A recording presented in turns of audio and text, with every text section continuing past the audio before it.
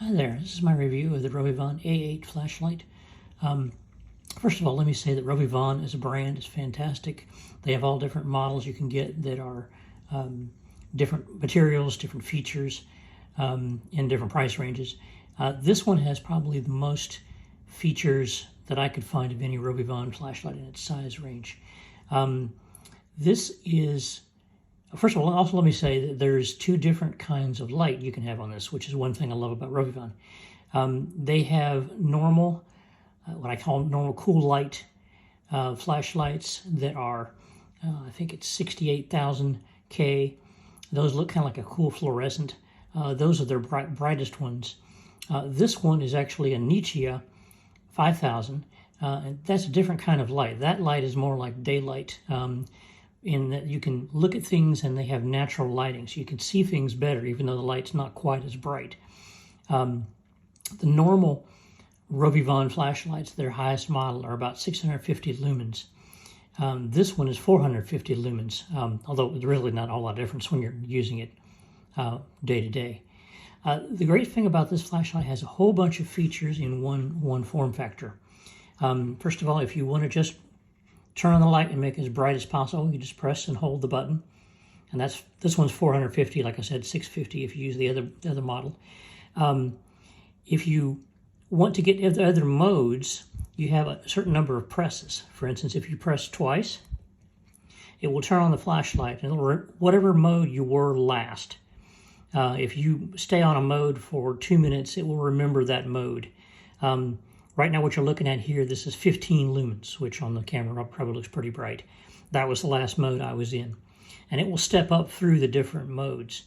It has modes all the way from like a 1 lumen, which is, I think they call it twilight mode, which will run for many, many, many hours.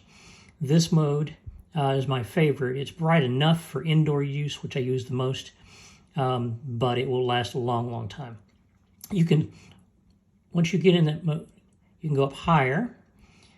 This is about 200 lumens, about 300 lumens, and then it cycles back around to this twilight mode. And to turn it off, you press and hold. All of them work, all the different modes work in a similar fashion. Now if you press it twice, is what I just showed you. You press it 3 times. Sorry, let me do it again. It will go into these different color modes. These are lights on the side. This first one is fluorescent, which is a true fluorescent. You can put this over like a $20 bill and see the watermark. It's also good for blood tracking or for looking for pee stains on your carpet or whatever. You press this again, you'll go into a red light mode, which is good for keeping your night vision. You press it again, if I get the right button.